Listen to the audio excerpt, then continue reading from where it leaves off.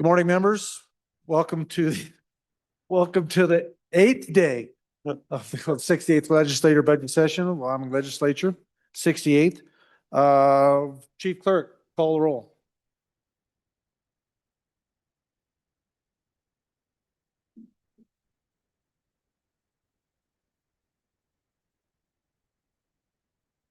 This is a convening roll call for the eighth day, February 18th, 2026. Alamand, Andrew, Angelos, Banks,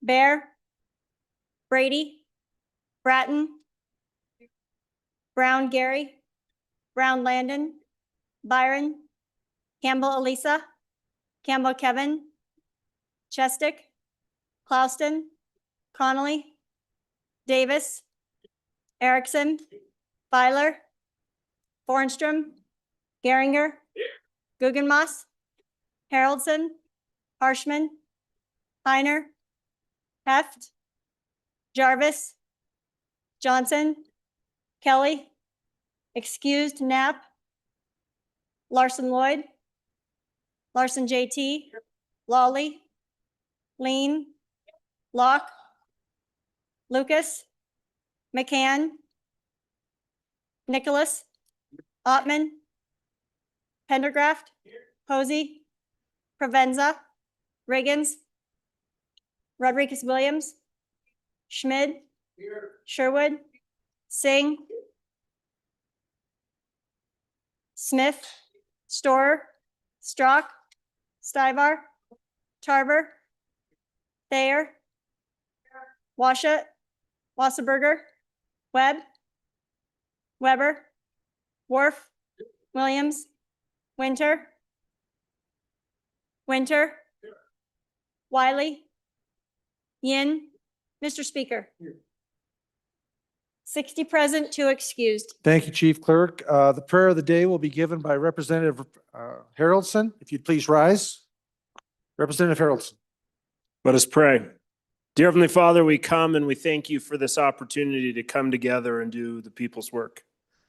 God, it's an early hour, but Scripture says when we are weak, that we're made strong in you. So God, I pray that we would find our strength in you. God, I pray that we would go beyond our abilities or our inabilities and find that our true strength comes from your presence and comes from your leading and guiding. God, I pray you would lead and guide us. Give us wisdom as we do the people's work. And I pray that we would conduct ourselves in a way that would bring honor to your name, honor to this state, and honor to those that we represent. We pray these things in Jesus' name. Amen.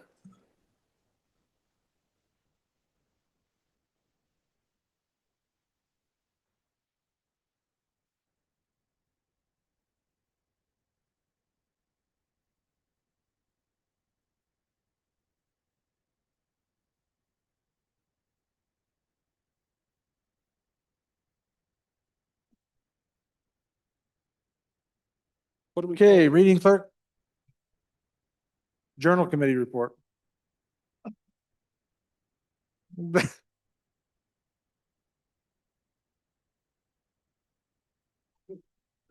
Okay, we'll run and grab some signatures right quick. We'll be right with you.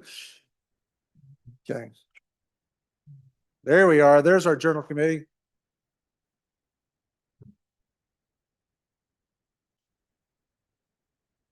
I think we've lost the doctor of the day. I trust all of you are in good health and will not need their assistance. So. Okay, reading clerk, journal committee report. Your journal committee reports the journal of February 17th, 2026 has been read and recommends that it be approved. Representatives Jarvis and Posey. Thank you, reading clerk. Any messages from the Senate? Yes. We have messages from the Senate.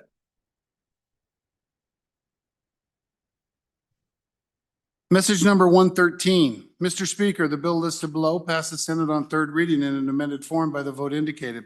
Senate File 5, Hospital Bankruptcy Proceedings, ayes 31. Message number 114. Mr. Speaker, the bill listed below passed the Senate on third reading in an amended form by the vote indicated. Senate File 6, eligibility for Medicaid criteria. Ayes 28, noes 3. Message 115. Mr. Speaker, the bill listed below passed the Senate on third reading in an amended form by the vote indicated. Senate File 17, Good Neighbor Authority Amendments. Ayes 31. Message 116. Mr. Speaker, the bill listed below passed the Senate on third reading in an amended form by the vote indicated. Senate Joint Resolution 1, State Management Federal Mineral Leases. Ayes 29, noes 2. Message number 4. Mr. Speaker, this is to inform you that the Senate has adopted the following amendment to the permanent Senate and joint rules of the 68th Wyoming State Legislature. Section 1, Senate Rule 15-9 is created to read 15.10, maintaining public order in the Senate. 15-9, prohibition on campaign contributions.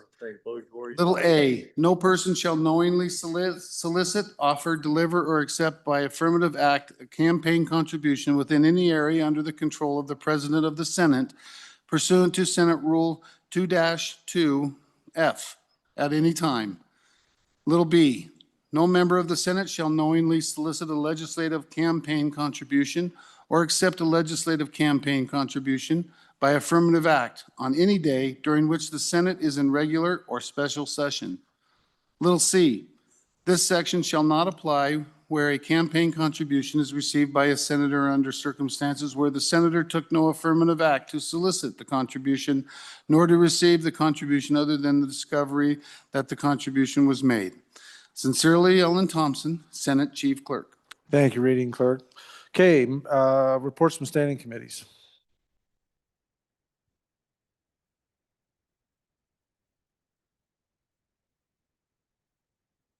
Reading Clerk, please.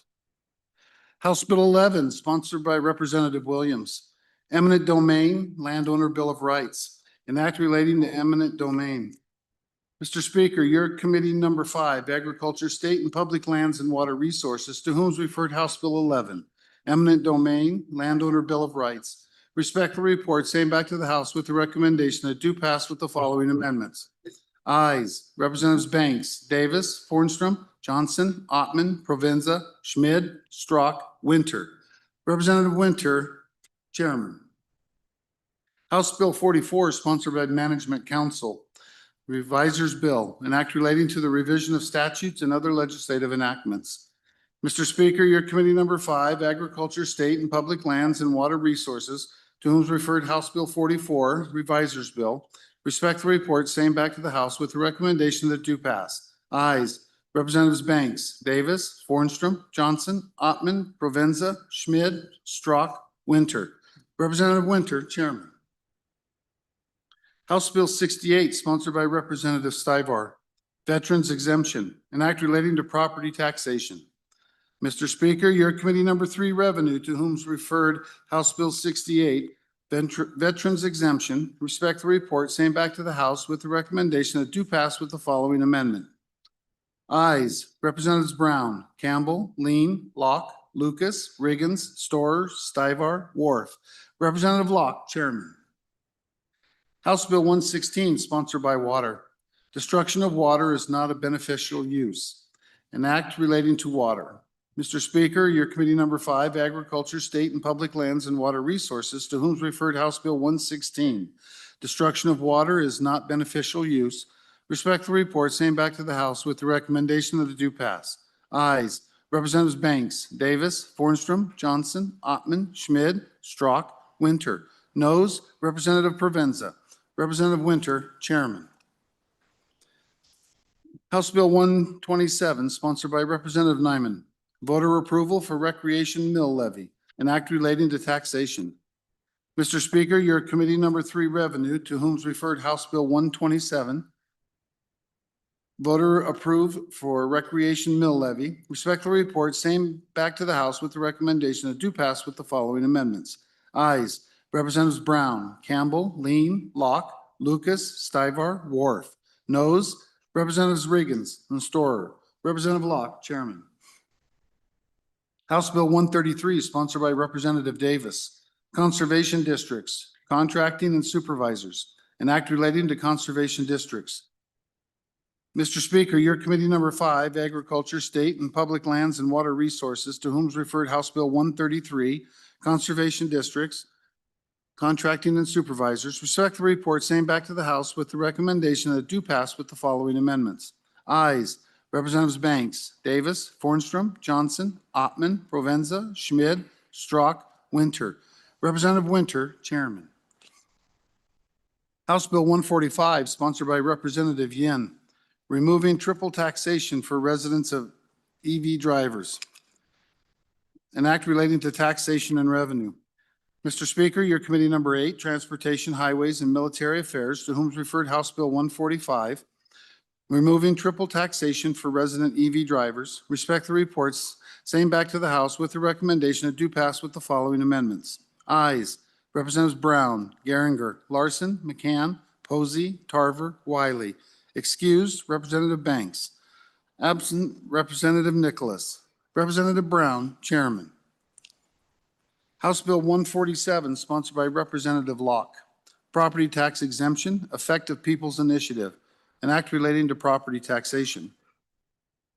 Mr. Speaker, your committee number 6, Travel, Recreation, Wildlife, and Cultural Resources, to whom is referred House Bill 147, Property Tax Exemptions, Effective People's Initiative. Respectfully report, same back to the House with the recommendation that it do pass. Ayes, Representatives Byron, Campbell, Connolly, Harshman, Jarvis, Thayer, Wharf. Noes, Representatives Provenza and Storer. Representative Byron, Chairman. House Bill 150, sponsored by Representative Geringer. Wyoming Business Council, Evaluation and Reform, an act relating to the administration of government. Mr. Speaker, your committee number 2, Appropriations, to whom is referred House Bill 150, Wyoming Business Council, Evaluation and Reform. Respect the report, same back to the House with the recommendation that do pass with the following amendments. Ayes, Representatives Alaman, Angelos, Bear, Haroldson, Pendergraft, Sherwood, Smith. Representative Haroldson, Vice Chairman. Senate File 11, sponsored by Transportation, Burials of Indigent Veterans Amendments, an act relating to Defense Forces and Affairs. Mr. Speaker, your committee number 8, Transportation, Highways, and Military Affairs, to whom is referred Senate File 11, engrossed, Burials of Indigent Veterans Amendments. Respectful report, same back to the House with the recommendation that it do pass. Ayes, Representatives Brown, Geringer, Larson, McCann, Posey, Tarver, Wiley. Excused, Representative Banks. Absent, Representative Nicholas. Representative Brown, Chairman. Thank you, Reading Clerk. Okay. All right. Representative Filer, please. Thank you, Mr. Speaker. Can I have a quick privilege? Yes, you certainly may. Well, good morning, everybody. Hope you all had a good night. Well, anyway, I know probably nobody's watching this because, since we're all early risers and get to work pretty early, but I got a quick joke for you. Don't be booing yet. Jeez. All right. What do you guys call a pig that does karate? A pork chop.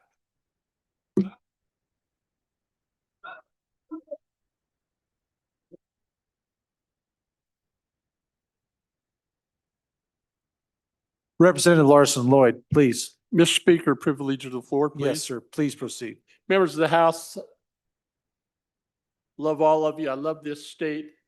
But tonight, I think I love the people in the North Gallery the most, many of which are my constituents. But look at them, 12:15, and they're here. That's standing, give them our best.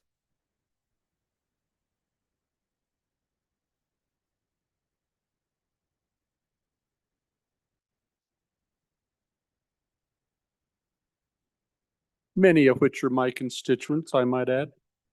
Thank you for being here. Welcome to House. Good morning. So, all right, let's see, where else are we?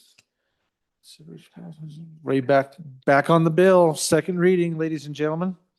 Okay, next amendment for our consideration, amendment number 43 to House Bill number 1, second reading. 40, or did we do 43? Oh, we did 43. I'm sorry, 44. Let me turn a page here.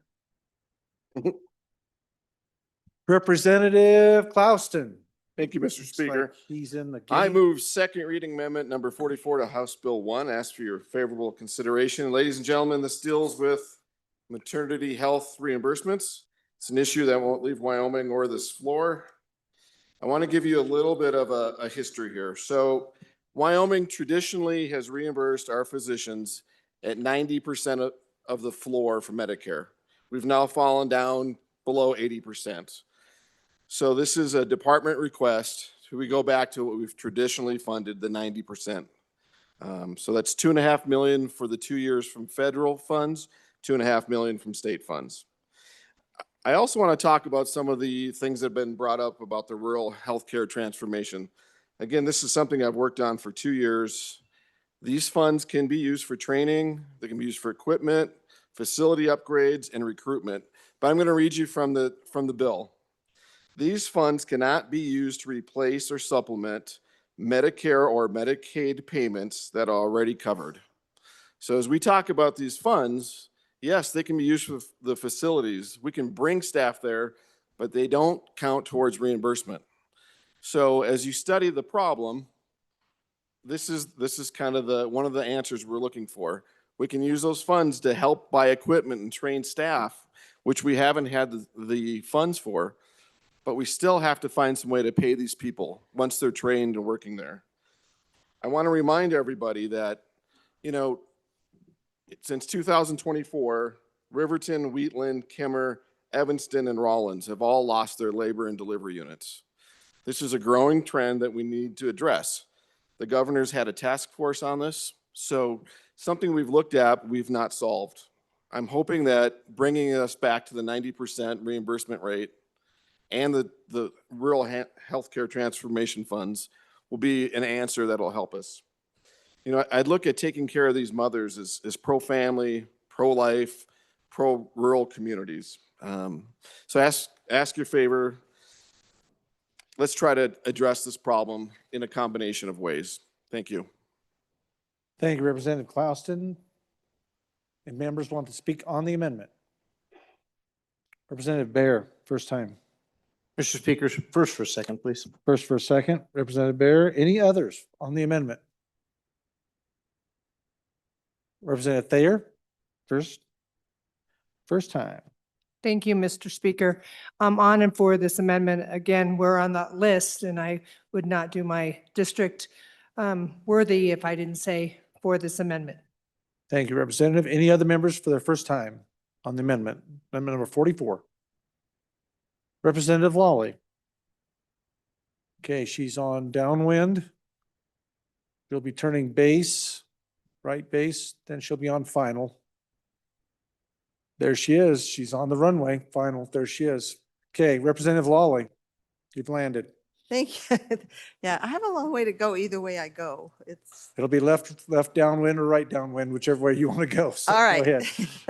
Thank you, Mr. Speaker.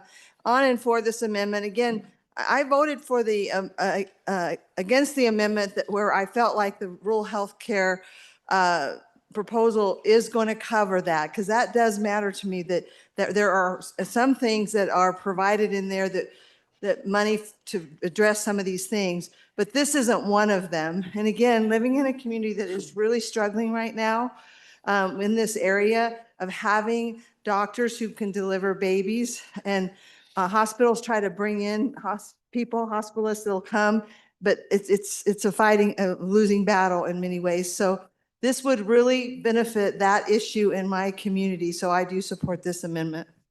Thank you, Representative. Any others for your first time? Any other members for your first time? Okay, second time on the amendment. Representative Bear, and I've got Thayer and Lawley. Representative Bear, your second time. Thank you, Mr. Speaker. So a lot of rate rebasing we've been talking about already. This is the same thing. We've been doing this for 50 years. This doesn't pay the doctors what they really need to be able to be in business, so it's not going to solve the desert issue. We're just throwing more money at it. I would urge a no vote on this amendment. Thank you, Representative. Representative Thayer or Lawley, would you like another bite at the apple? If not, back to the bringer. Representative Clouston.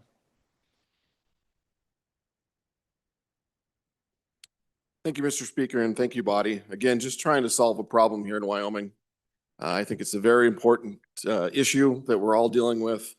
We're seeing this issue become worse in Wyoming. Ask for your favorable consideration. Thank you, Representative. Body, you are voting on House Bill number 1, second reading amendment number 44. Chief Clerk will call the roll.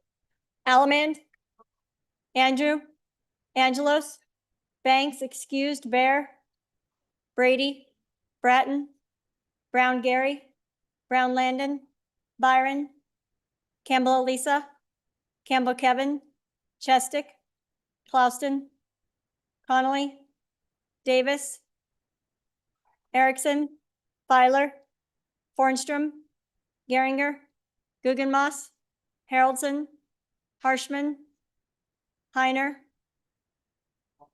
Heft, Jarvis, Johnson, Kelly, excused, Knapp, Larson Lloyd, Larson JT, Lawley, Lean, Locke, Lucas, McCann, Nicholas, Ottman, Pendergraft, Posey, Provenza, Riggins, Rodriguez Williams, Schmid, Sherwood, Singh,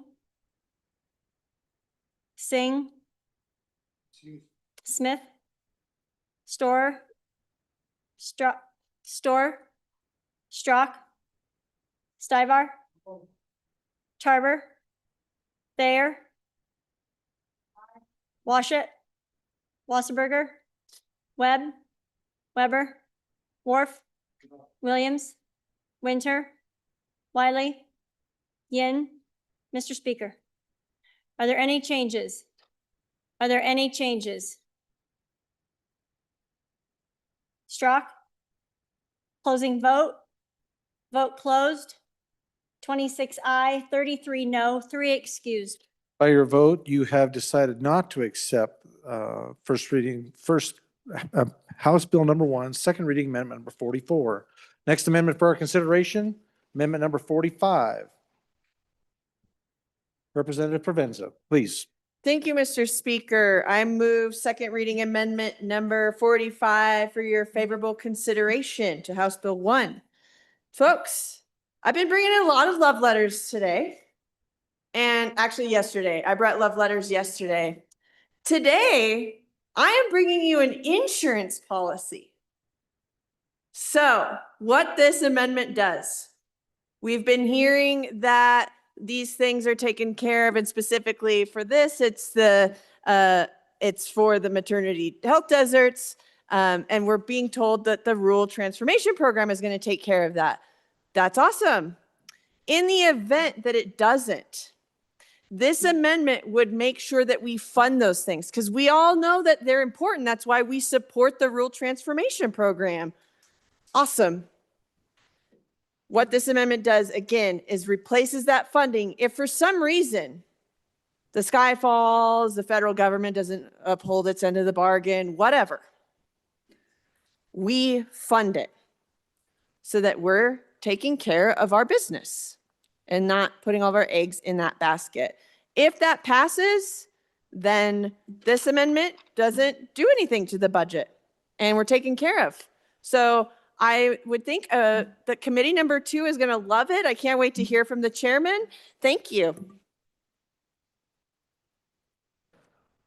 Well, here we go. Thank you, Representative Provenza. Representative Bear, for your first time.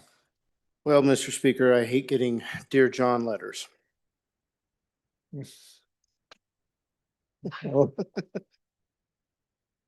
I thought we got those jokes out of the way earlier with Representative Filer, but please go ahead.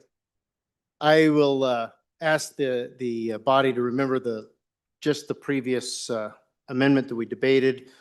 The good physical therapist brought us an amendment and he gave a great explanation of what can and can't be done with this system in the Rural Health Transformation Fund. So unfortunately, these dollars are earmarked for something that the Rural Health Transformation Fund cannot replace. So the whole idea of a dollar for dollar replacement will never happen. So it's an insurance policy that will never be able to be enacted upon. So please vote no on this amendment. Any other representatives on the amendment? Representative Pendergraph on the amendment. Thank you, Mr. Speaker. Folks, we all know the definition of insanity is to keep doing the same thing and expect a different result. And we've been chasing this Medicaid thing for 50 years and it's still not working. The more that we throw after it, the more we interfere with the free market and the less innovation there is out there. It's a difficult thing. It's going to take a little bit of withdrawal, but we need to back off the Medicaid. Any other representatives on the amendment? Amendment 45, seeing none, second time. Pendergraph and Bear, no, back to the bringer. Representative Provenza, please, ma'am. Thank you, Mr. Speaker. I guess I'm just really confused. We spent a lot of time talking about how the Rural Transformation Program funded this, and now I'm hearing that it doesn't. So I would vote aye if you support these programs and you support the Rural Transformation Program and you support all the conversation that we've been having. This was an insurance policy that I was pretty sure that the committee number 2 told us that was fine, but I guess that isn't true. Members, you're voting on House Bill number 1, second reading amendment number 45. Chief Clerk, please call the roll. Allemand. Repeat. Andrew. Angelos. Banks, excused. Bear. Brady. Bratton. Brown Gary. Brown Landon. Byron. Campbell Elisa. Campbell Kevin. Chestick. Clouston. Connolly. Davis. Erickson. Feiler. Bornstrom. Geringer. Guggenmoss. Haroldson. Harshman. Heiner. Heft. Jarvis. Johnson. Kelly, excused. Knapp. Larson Lloyd. Larson JT. Lawley. Lean. Locke. Lucas. McCann. Nicholas. Ottman. Repeat. Pendergraft. No. Posey. Provenza. Riggins. Rodriguez Williams. Schmid. No. Sherwood. Singh. Smith. Storer. Strock. Stivar. No. Tarver. Thayer. Washut. Wasserberger. Webb. Weber. Worf. Williams. Winter. Wiley. Yin. Mr. Speaker, No. are there any changes? Erickson, aye. To no. Further changes. Clouston, aye. To no. Feiler, aye. To no. Larson, JT, aye. To no. Further changes. Bornstrom, aye. To no. Thayer, aye. To no. Further changes. Further changes. Closing vote. Vote closed. 16 aye, 44 no, 2 excused. By your vote, you have chosen not to adopt the 45th Amendment to House Bill number 1, second reading. Next amendment for our consideration, House Bill number 1, for amendment number 46. Representative Brown, please, sir. Thank you, Mr. Speaker. I would move second reading amendment number 46 to House Bill 1 and would ask for the body's favorable consideration. Ladies and gentlemen, I guess at the end of the day, I don't really love nor do I hate the language that I'm trying to strike on this. I wanted to have a little bit of a discussion, and I'd like to have this discussion on exactly what we're doing with these 4 lines of text that I'm striking. We're not changing any funds, anything along these lines. The only thing that I'm looking at striking is the words here on lines 20 through 23 on page 39 of your budget.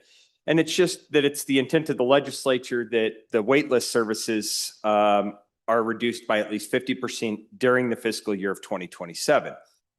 That's fantastic. And that's great that we can have that intent, ladies and gentlemen. And I'm all about having intent. But my biggest concern about having this language in the budget is that's a policy decision, number one. But number two, we can't make providers just magically appear overnight if the providers aren't available. And so while I appreciate the language being in the bill, I'm striking that language, leaving the rest of the intent, which is the funding of this particular portion of the bill, which is the DD waivers. I think this is the right place, the right opportunity. But I think putting this statement of it is our intent to make sure that it's deleted or dropped down by 50% within one fiscal year, I think it's a fantastic idea, but I'm just not sure that it's absolutely 100% obtainable. And so I would ask the body to vote your conscience on this one, to be honest with you.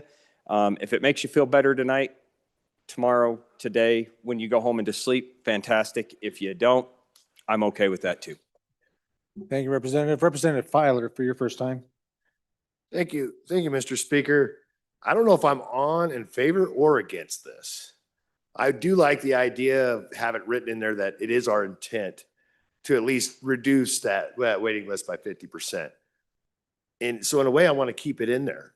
But also, I think one way, that the bringer of the amendment said is we can't just magically make providers appear.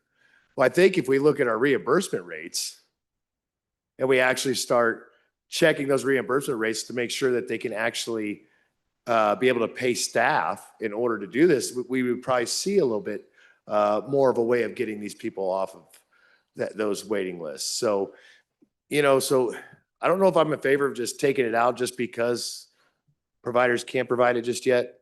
I think we can keep it in there. Representative Chestick, please. Thank you, Mr. Speaker. I'm speaking in favor of the amendment. I think that the intent is actually made clear in lines 18 and 19, right above the language is being stricken. It says that the money is being appropriated to reduce the wait list for services. I think that expresses our intent all by itself, and I don't think we need the next sentence. Thank you, Representative. Representative Bear, first time. Thank you, Mr. Speaker. So I really should be defending this as it's part of the bill that we brought to you. I'll tell you, I wasn't really excited about this particular language in committee. This was really an effort by our colleagues who left sometime yesterday, about halfway through the day. So we're a little behind them right now, but I'll defend it as far as voting for it. But I think it's a good amendment here brought by the good representative from this city, because I think, he's right. We can't force this to happen. Having the language in there does kind of muddle the water. So I'll be voting aye, but vote your conscience. Thank you, Representative. Representative Larson Lloyd for your first time, sir. Oh, nope. Representative Angelos, first time. Thank you, Mr. Speaker. I just want to address the last speaker on the rates. That is part of this, is we increased the provider rates to 2024 levels. So that was part of increasing our provider rates and trying to adding money to get people off the waiting list. So it was a combined effort, because we know that there's probably going to be some bottlenecks. I think partly I'm okay with the language because it does show intent. It is all going to hinge on if they have enough people to caretake for these folks, but the pay is there to help increase it, if that helps. Thank you, Representative. Any others for the first time? Seeing none. Second time? Question being called. All those, you are voting on amendment number 46 to House Bill number 1, second reading. This is just a voice vote, ladies and gentlemen. No roll call needed. All those in favor signify by saying aye. All those opposed, no. The motion has been adopted. Division being called. All those in favor, please stand.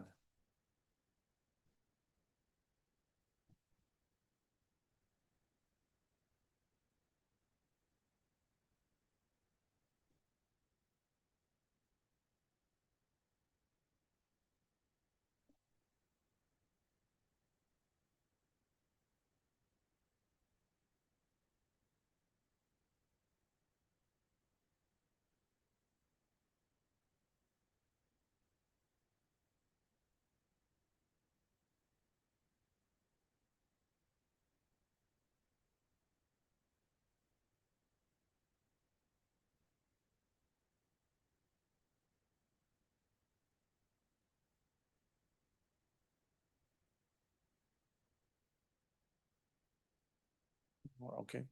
You may be seated. All those opposed, please stand.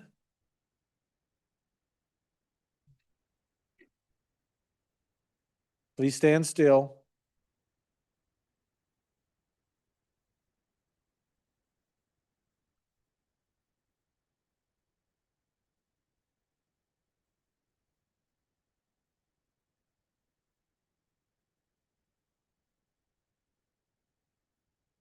Okay, you may be seated. The motion has not been adopted. Thank you, ladies and gentlemen. Next amendment for our consideration, amendment number 47. Representative Larson, Lloyd. Thank you, Mr. Speaker. I would respectfully request to withdraw second reading amendment number 47. Thank you, Representative Larson. Without objection from the body, amendment number 47 has been withdrawn. Next amendment for our consideration, amendment number 48. Representative Clouston, please proceed, sir. Mr. Speaker, I respectfully request to withdraw this until third reading. Thank you, Representative. Without objection from the body, seeing none. Next amendment for our consideration, amendment number 49. Representative Lean, please. Thank you, Mr. Speaker. Let's see. I move second reading amendment number 49 to House Bill 1 and ask for your favorable consideration. That's it. This amendment just merely inserts the word elective before abortion to make sure that on page 37 of our budget bill, on lines 1, 6, 7, 12, and 14, we're clear about elective abortions and not ones that are necessary due to medical procedures that come about from things like tubal pregnancies. I ask for your aye vote. Thank you, Representative. Any members first time? Representative Bayer, first time. Thank you, Mr. Speaker. On and for the amendment, I think this cleans up the language. There was a conversation during the committee of the whole reading of this bill between myself and the prior appropriator from the west central part of the state. Land of Oz, he says. Okay. Anyway, this is just being more specific and making sure that we're not creating an issue. So on and for the amendment. Thank you, Representative. Any others for the first time? Seeing none. Representative Lean, good. Waving it off. All right, members, you're voting on House Bill number 1, second reading amendment number 49. Let's see. All those in favor signify by saying aye. All those opposed, no. Amendment has been adopted. Next amendment for our consideration, number 50 on House Bill 1. Representative Campbell, please. I will be withdrawing as we just have approved the one previous. Okay, thank you, Representative Campbell. Without objection from the body? Seeing no objection, the amendment has been withdrawn. Next amendment is number 51 to House Bill 1. Representative Davis, please. That's him. That's you. Good morning, Representative Davis. Good Welcome to morning, the chamber. Mr. Speaker. You're looking mighty chippery. Well, thank you. Representative Davis, I feel chipper, quite honestly. So you go right ahead there, sir, and thank you for the good morning. Thank you, Mr. Speaker. I would like to move second reading amendment number 51 to House Bill number 1. Very good, sir. Please. $10. At this amendment, what this amendment does is increases the amount $1,767,000 and $1,767,024. Yeah, right in there somewhere. According to that paper, the unit narrative here, this is based on a 50% federal and 50% state match. So I'm not sure which part we're trying to fund here, but it looks like on number 4 there, we have the professional IT service. That's part of it. And then the other part is the ongoing expense. So I guess we need a little bit of clarification on which one we're trying to which part we're funding, which part we're not. And I'll give you kind of the lowdown on the bill itself. Sunbucks is very important to the state of Wyoming. There are roughly 32,000 eligible children that use this program. It's supplemental food funds for the children during the summer. There's basically a SNAP program here.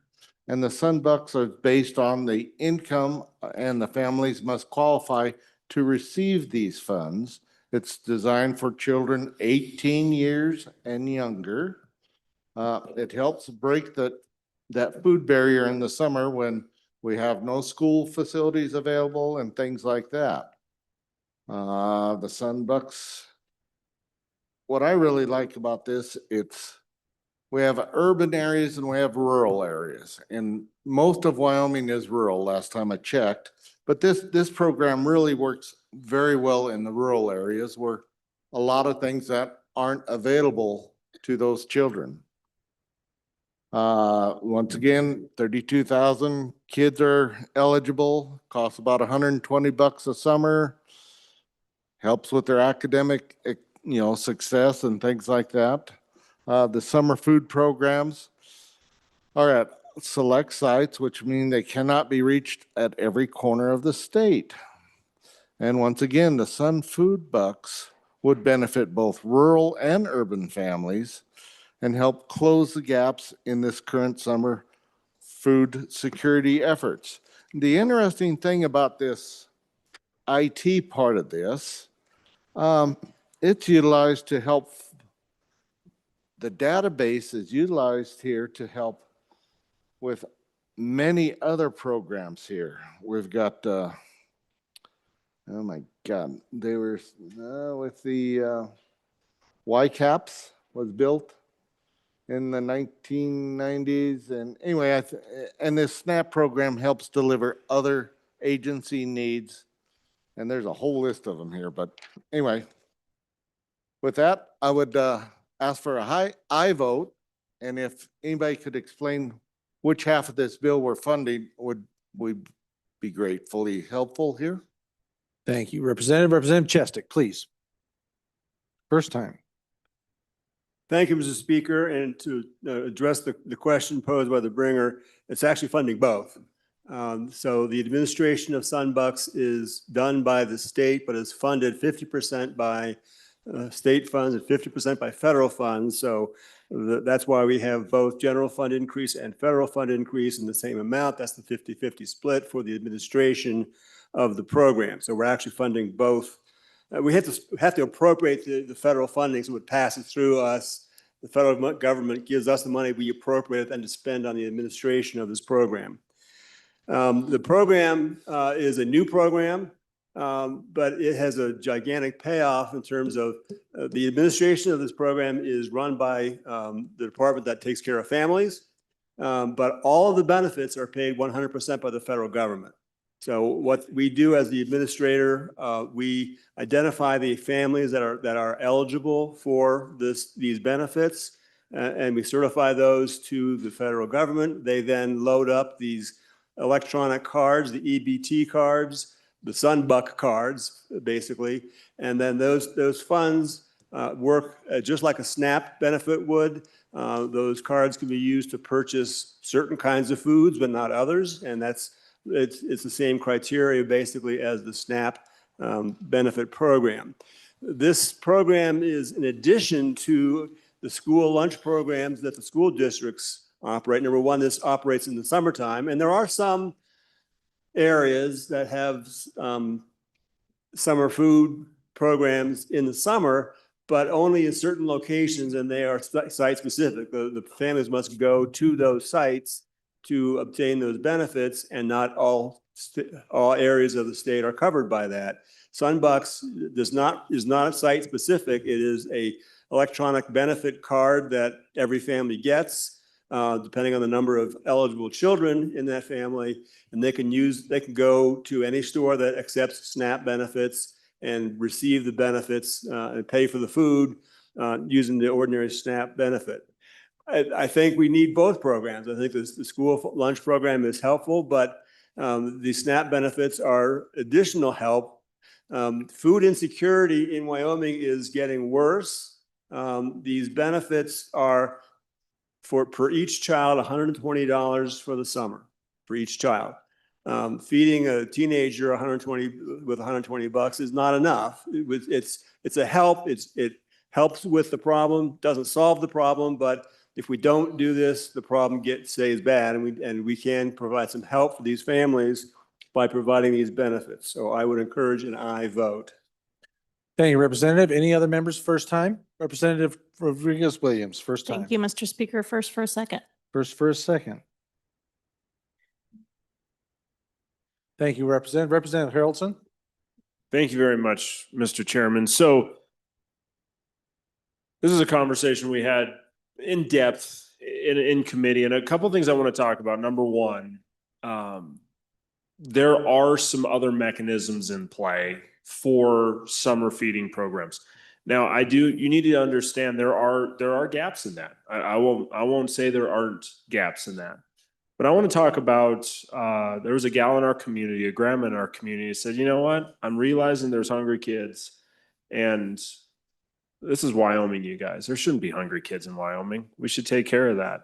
And it's really interesting because we've watched in our county a grandma's initiative with the help of private individuals take care of hunger in our community. That's not government funded. It isn't a credit card or a debit card or an EBT card. You guys, when we give that, what are we teaching our kids when we give them a card that gives them everything they need at the grocery store? Honestly, we're teaching from a young age that this is socialism and this is what it looks like. I don't want hungry kids. We do all sorts of food security through our church, through our community. We are the oversight umbrella for multiple food ministries taking care of families in our community. I challenge and call out the churches and communities. If there is a need, fulfill that need. If you're one of the communities that doesn't have the summer food programs, fulfill that. But at the end of the day, are we really wanting to hand kids a card and telling them, hey, anything you need, the government's there for? Well, what are we teaching them? Do I want hungry kids? Absolutely not. And I think we've almost painted this picture. You got to be one or the other. You got to grab every single program that comes down the pike, or you don't care. No, it isn't that at all. I do care, but I also care in the fact that we don't want to create a next generation who's so entitled and who thinks that they deserve every single thing placed on their card. Well, what happens whenever they grow up and go, well, there's always been something on the card. Who's going to put the next installment? It's a hard place to be, you guys. And so I would really challenge you. This is not the direction we want to go. I believe this is a great opportunity for us as a state to rise up and to do our parts personally. It's something I've done personally. My family does personally. We will continue to do personally, is to make sure that hungry people get fed. And instead of giving them that handout, we help them get that hand up, and we take and figure out why these families can't do what they need to do to feed their kids. And we work on that family core, and we take care of the problem instead of just putting a Band-Aid on and teaching them something that doesn't actually get us where we need to go. Representative Wasserberger, please. First time. Thank you, Mr. Speaker. One of the other thing, I appreciate what the previous speaker brought up. I won't echo what he said because that's what I was about to say. One of the other things that's a little bit of a concern to me is if we're giving these out to young people in the community, what are they going to be using that for? It'd likely go to, I don't know about for the rest of you, but at that age, if I got one of those cards handed to me, I'd be so loaded up on sugar that I would be having issues later in life from habits that I started at a younger age. So that's just one of the concerns that I have with that. I think that there need to be a better approach to this, to solving this issue. Thank you. Representative Clouston, first time. Thank you, Mr. Speaker. When I was on my local school board, we recognized the problem with feeding kids in the summer. So we set up a huge program. One day in the summer, we gave out 8,100 meals. But what we heard from people in the northern part of our community, it was 40 to 60 miles to come get one of those meals. And when you don't have enough money to even buy food, now you're gonna, spend money on gas trying to get to that meal. So that wasn't working well. What this program does, it gives each child that's on free and reduced lunch a $120 card for the whole summer. Again, it's the same foods that you can buy on SNAP, and that's being addressed. But this supports those families that really need it. It supports our grocers, our local communities. This is not a big program of handouts all summer long. That $120 will go quick, but it is a program that will help our families. Thank you. Representative Larson Lloyd, first time. Thank you, Mr.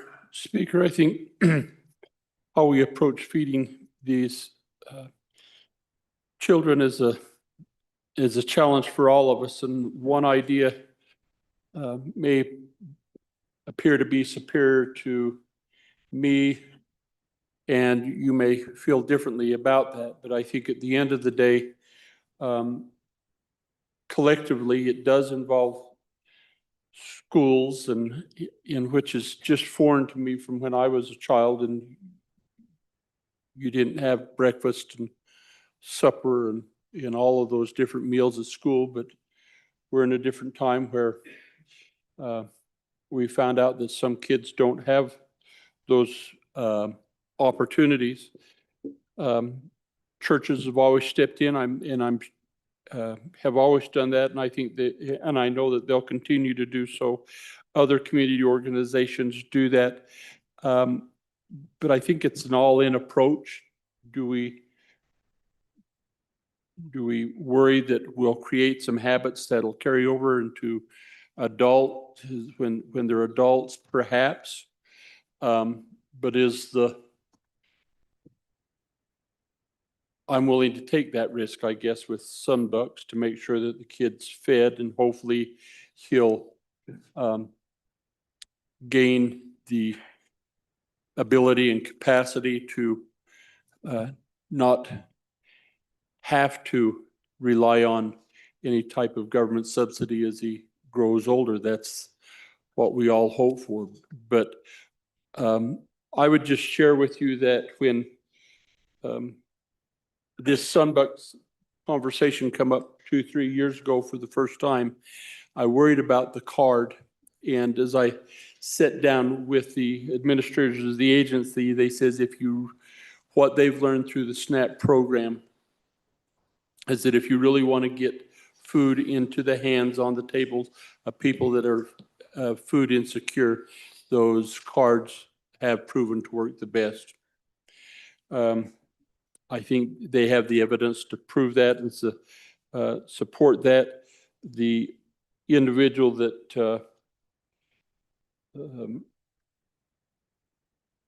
talked about using the card to get a sugar high on, I would just, I'm very confident that the waiver that the agency has submitted, it has every indication that that'll be approved, that would prohibit and mitigate that problem to where sugary drinks and candy wouldn't be able to be purchased.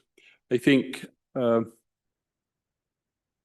that we've keep refining this. I think this is our third attempt at doing that, and I hope that we can see fit to move this forward, because I think I've learned over the last 8 years, as we've seen a real focus on food insecurity across this state, that it's bigger here than Wyoming than what I ever envisioned. So I support the amendment. Thank you, Representative. Representative Filer, first time, please. Thank you, Mr. Speaker. Guys, on and in favor of this. I live in a district that has 7 Title I schools. It's one of the most poor districts we have in our state. When we start thinking about that, that's about 2,800 students that would qualify for this, just in my district alone. Now, we could sit here and say, we got to come together and, call on the churches and the community providers. They already do that. Churches do that. My wife and I do that also. We've done it a lot this past year, especially around the holidays. We did quite a bit of that. It's $120 for a summer. It's 90 days almost. Well, it'll be about 75 days. We're talking less than $2 a day. With a lot of and my wife, she works at one of these schools, and when she comes home and she's crying because she actually sees what these kids go through, it's not their fault.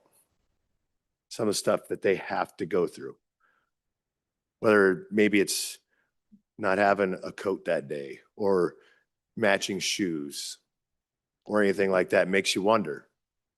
It just makes you wonder how it is, whether or not at home or anything like that, if you're getting nutrition whatsoever. It's not the kid's fault. And I think that's where a lot of people get kind of mixed up with the Sunbucks program is, well, this is just a handout and socialism to these little kids. These kids are the ones that can't take care of themselves, and they have to depend on somebody, right? Whether it's their parents, grandparents, community. This is community. I think we can go into our districts, and I think you can knock on doors and ask anybody there if it's okay if we feed a kid for $120 in the summer. I don't think they're going to tell you no. I hope they don't shame you. Hope they don't shame the kids. Hope they don't shame the families, because again, it's not the kids' fault. Let's take everything out of the picture. It's not the kid's fault. And I hear about these stories all the time. Weekly, I hear about these stories. So folks, I just think just don't think of this as some ideological thing or socialism or anything like that.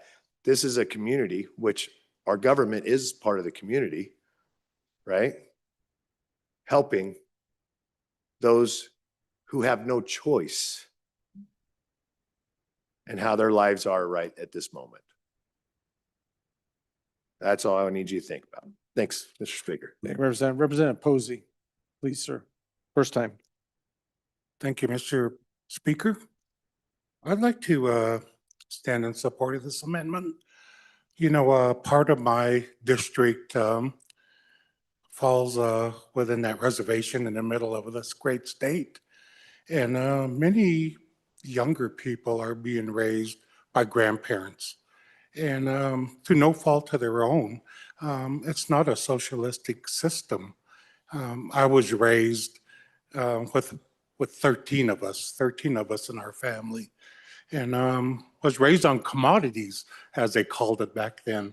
I'm not dependent on the government as an exception. I don't think it leads to dependence on further down the road for some people. At least it didn't with me and some of my siblings. But I really think we can't go after kids that are poor. And you got to understand the history of my tribal people. They're proud people, but sometimes, as they say, they need a hand up and not a handout. But I don't view this as a handout. I think we need to continue to and I also need to mention that they're citizens. We're citizens of Wyoming. We're citizens of our tribe. We're citizens of our county. We're citizens of this great state of Wyoming. And I think there's some compassion and some responsibility, as I say, and respect to make this happen. So that's my 2 cents, Mr. Speaker. And I hope you vote the right way on this. Hoo-wee-hoo. Thank you, Representative Posey. Representative Provenza, first time. Thank you, Mr. Speaker. Our budget is a moral document.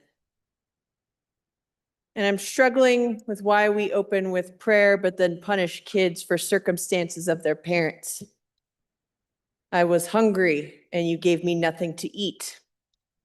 Whatever you did not do for one of the least of the, you did not do. for Excuse me, point of order.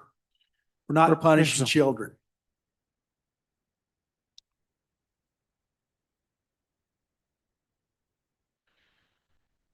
Representative Jarvis? First time? Thank you, Mr. Speaker. I think I'm a little speechless at the moment with what just occurred. Please proceed. People aren't donating like they used to. And there are communities in Wyoming that don't have the resources and the churches and the organizations to be able to create those types of support systems.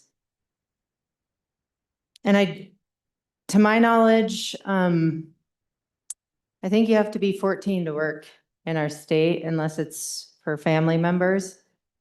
So the ability to actually be able to provide food for yourself isn't something that can be done.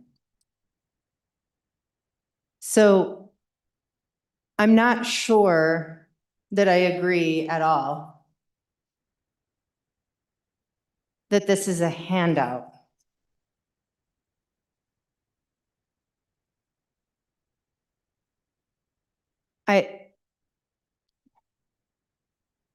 I'm actually just perplexed that we're even having the conversation that it is in question that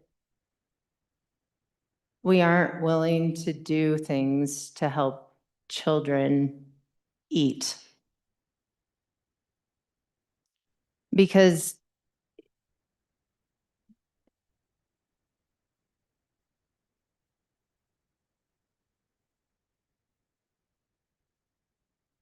I think our unemployment rates are what in Wyoming? 3.2%, right around there. And we hover in between 34 and 42% of our kids qualify for free and reduced lunches. So what does that say about the families in Wyoming? They may qualify for these services, but they're working. Maybe it's the government that's not paying them well enough to be able to feed their children. Representative Lawley, first time, please. Thank you, Mr. Speaker. In my town, we have a great ministry supported by churches called Blessings in a Backpack. And that has really opened my eyes to the food insecurity among our families, but particularly children. So we know the world is broken and families are struggling. The number one reason that DFS may take a child out of a home is not abuse, but neglect. And so I think we have to think about that. And when we're talking about something for children and to help them, sure, I wish more churches would step up. Some are stepping up, but nothing is stopping them from doing that. But in the meantime, to just ignore the fact that we have kids that face food insecurity every day, kids who get free breakfast, free lunch when school's in session, and we send those backpacks home over the weekend so they can have something to eat over the weekend. A huge amount in my community of those backpacks go out to the most needy situations, but it's still a very large number. So again, in the summer, there's no free breakfast. There's no free lunch for them. There's just being at home where many times there's not sufficient food to eat. So I just think those are things I would ask you to think about. This is a hard problem, but it's an indication of other problems we're dealing with in our society today. but there's just something about talking about children who have really no control over the circumstances they find themselves in. So on and for the amendment. Thank you, Representative. Representative Reagan's didn't. Any members for their first time? That it? Representative Yin, please, your first time. Mr. Speaker, thank you. So we have the ability to help kids with this. And so the question is, if we don't do what we know can help kids in a way that can solve our hunger issue, which we know is the First Lady's prime issue, frankly, where does that leave us? Kids every single day. I mean, even in my county, we have way more kids on free and reduced lunch, I think, than you would expect in, frankly, the richest county in the entire country. So where does that leave us as a state when we say, here's a program that we know we can use to help these kids during the summer, and we say no? Thank you, Mr. Speaker. Thank you. Any other representatives for their first time? Representative Wharf, your first time, sir. Mr. Speaker, members of the House, you know, I always struggle with this. I really, the concern I have, we have a nation that's always been very generous. We've always helped. And I get concerned when I see more and more families, more and more people that are dependent upon the government. Our communities, it tugs at your heartstrings, but I do look at it. I think we're sending the wrong message. I would much rather see our communities doing the things that they can to help, because we can't keep depending on the government. I remember when I was first elected, we were $30 trillion in debt. We can't keep paying for things and expecting this to go away. I really think this is a tough issue. I don't want to be heartless. I don't want to be mean, but I think it's the wrong way to further our dependence upon a government agency or entity that sooner or later is going to fail us. Our communities need to take care of our communities. And I think that's the best scenario. We got churches, we got all kinds of things that are there. And I think it's up to us to work with our communities to make sure we take care of those people. But I don't think we can keep passing the hat, having somebody else pay it. I have people at home that are telling me they can barely afford to feed their kids. They're saying, why am I being asked to feed somebody else's kids? And I get that. It's hard. I remember what it was like when I had a young family. It's not easy, but we all seem to figure out a way to do it. And I think it's wrong to increase our dependency on the government. I think that's the wrong way for our country to go. So that's why I'm not going to vote for this amendment. I still think we got a great nation. We got people that are very generous. I would rather keep that alive in our heritage. I'd rather like to see that than to see increased dependency on a government that sooner or later, they're not going to be able to take care of everybody. We got to learn to take care of ourselves. Thank you. Thank you, Representative. Any other members for the first time? First time, Representative Heft, first time. Thank you, Mr. Speaker. It's a very difficult subject. When you work in ministry,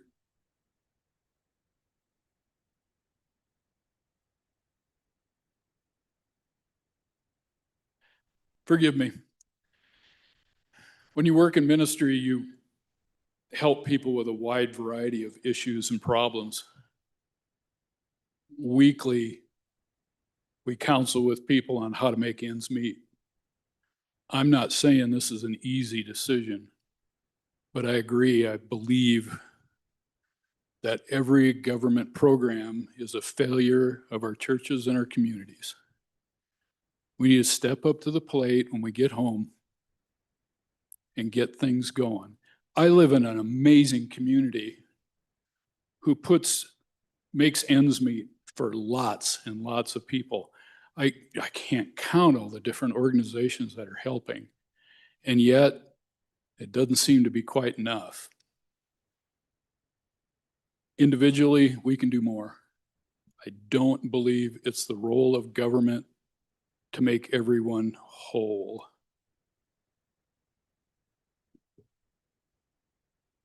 Thank you, Representative. Any others for the first time? First time on the amendment? Representative Storr. First for a second, Mr. Speaker. First for a second, Representative. Representative Brown. First for a second, Mr. Speaker. Thank you, Representative Brown. First for a second. Any others? Any other members? First time? Seeing none, second time. Got a fairly substantial list here. Yeah, I've got Chestick, Rodriguez Williams, Haroldson, Wasserberger, Clauston, Larson, Lloyd, Filer, Posey, Provenza, Jarvis, Lawley, Yin, Wharf, Heft, Storr, and Brown. Anyone besides Representative Chestick, please. Thank you, Mr. Speaker. I'd like to address some of the comments that came up during the first times. I heard a number of people saying that the kids are taking the wrong lesson from this, that there's images of kids taking their cards and going into stores and buying sugary drinks and stuff like that. That's not really going to be how this works at all, really. Because a child of 5 years old is not going to be given a card to go walk down to the convenience store and buy what the 5-year-old wants. These cards aren't going to the kids. In almost every case, they're going to go to the parents. And the parents will then use that to buy food for the kids. And the cards are limited to buying things that are approved as nutritious food using the SNAP program criteria. And there is, of course, the waiver that's in place now or is filed for that will further limit some of the types of things that can be bought. So the kids aren't learning anything about government. Their parents are buying food for them, which is the way families generally work. So the kids aren't taking a lesson about government out of this at all. What they are getting is fed. A hungry child can't learn. You go to school hungry and you're not really going to be able to learn. You need to have food in your tummy. Even in the summertime, you need to have food to be able to grow and thrive. And what the kids learn is that they're going to be fed. And therefore, they're not learning about capitalism or socialism or anything else. They're able to be kids who aren't hungry. The other point I wanted to make is that, and I think I mentioned this, I'm not sure I gave the ratio. This money that we're approving is only for the administration of it. The benefits are paid by the federal government, and it depends on how many kids, how many families sign up for benefits, but the estimate is approximately 4 times as much money comes out in benefits as is paid in administration. It's a 4-to-1 match. That's a lot of bang for our buck. And that's why it's called Sunbucks, maybe, I don't know. But I do think that this is a very worthwhile program. It doesn't solve the problem of food insecurity. It helps. It helps a lot, but it's still not going to be enough. But some is better than none. Please vote aye.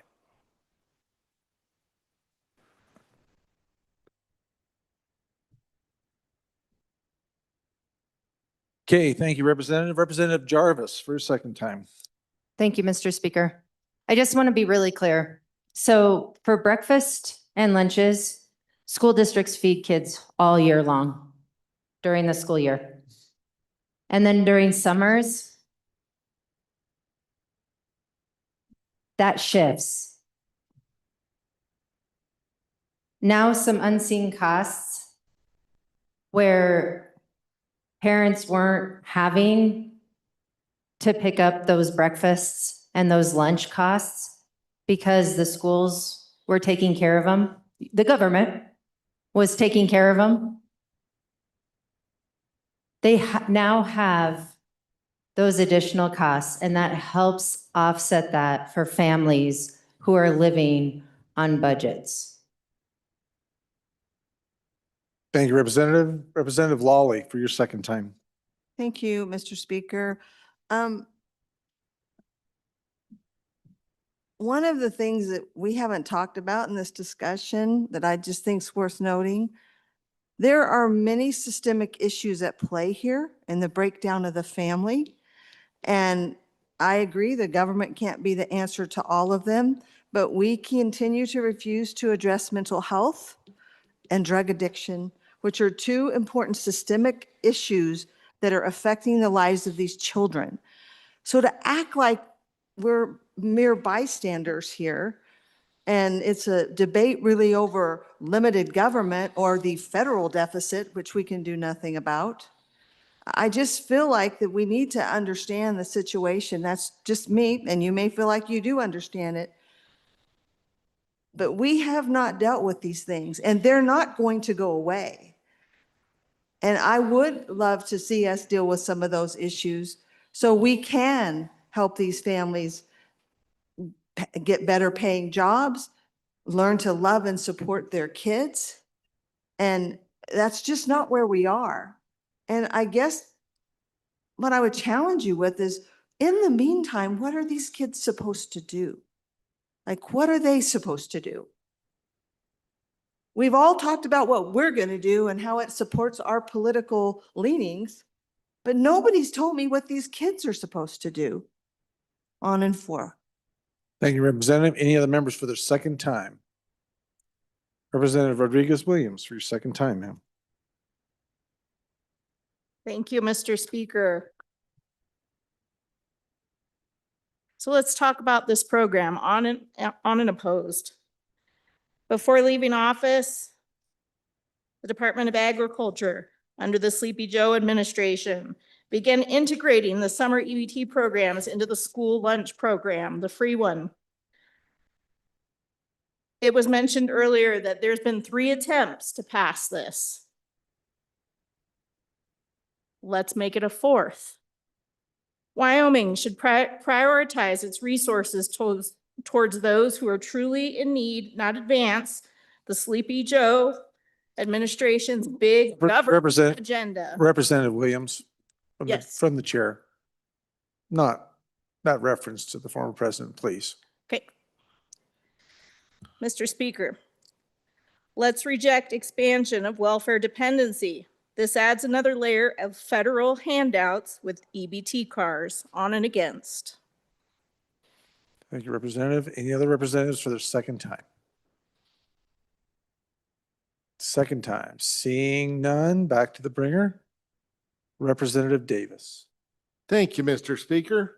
There's a lot of good ideas out here. I don't disagree with a lot of them, but they're all negative. What's the positive about this? Okay, we're looking at hardworking families in Wyoming out here. You know, this is designed for lunch program. The good representative from the land of wheat. We don't have in a lot of these rural communities the church services that you have available there, or these other boys clubs, girls clubs, all these other things. This is designed mostly for rural. There's an education component in this. To get the card, you get a little, oh, I can't hold that up, but you get a little education with this, how to use it. Things that are on this menu: peanut butter, grape jelly, bananas, carrots, shredded cheese, oranges, pasta, quick oats, milk, bananas, tomato sauce, black beans, turkey lunch spread, and I don't like turkey, but crackers, cheese, these kind of things. This is what we're educating the parents on. There's roughly 32,000 people here, our students, children, whatever you want to call, that need this hand up. They need a hand up, The parents are working. In my rural community, we have 13 communities, of which 6 don't have grocery stores, So when mom is off to the store, she picks up a few extra items for lunches for the children because mom and dad are working. So I just think we need to rethink this a little bit and give our children a hand up as they're growing up. So with that, I'd hope for an aye vote here. Thank you. Thank you, Representative. Body, you are voting on second reading amendment number 51 to House Bill 1. Ms. Nord, please call the roll. Allemand? No. Andrew? Angelos? Banks excused. Bear? Brady? Bratton? Brown Gary? Brown Landon? Byron? Campbell Elisa? Campbell Kevin? Chestick? Clouston? Connolly? Davis? Erickson? Filer? Bornstrom? Geringer? Gugemas? Haroldson? Harshman? Heiner? Heft? Jarvis? Johnson? Kelly excused. Knapp? Larson Lloyd? Larson JT? Lawley? Lean? Locke? Lucas? McCann? Nicholas? Ottman? Pendergraft? Posey? Provenza? Riggins? Rodriguez Williams? Schmid? Sherwood? Singh? Smith? Storer? Strock? Stivar? Tarver? Thayer? Washit? Wasserberger? Webb? Weber? Wharf? Williams? Winter? Wiley? Yin? Mr. Speaker, are there any changes? Are there any changes? Closing vote. Vote closed. 26 aye, 34 no, 2 excused. By your vote, you have chosen not to adopt House Bill number 1, excuse me, second reading amendment number 51. Mr. Majority Floor Leader. Mr. Speaker, I move that the House stand in recess until 10 a.m. You have heard the motion. All those in favor signify by saying aye. All those opposed, no. The motion has been adopted. Okay, ladies and gentlemen, we've got a committee announcements. Before you all blast off, hang in here. Representative Washit. Thank you, Mr. Speaker. Your committee number 1 will be back at 8 o'clock in the morning to hear 3, maybe 4 bills. House Bill 108, House Bill 39, House Bill 91, and a reconsideration vote on House Bill 70. Thank you, Chairman. Chairman Knapp. Corporations. Mr. Speaker, thank you. Your number 7 corporations will meet Wednesday, February 18th upon noon recess to consider bills, Senate File 30, elections voter registration revisions, and Senate File 31, engrossed Uniform Mortgage Modification Act.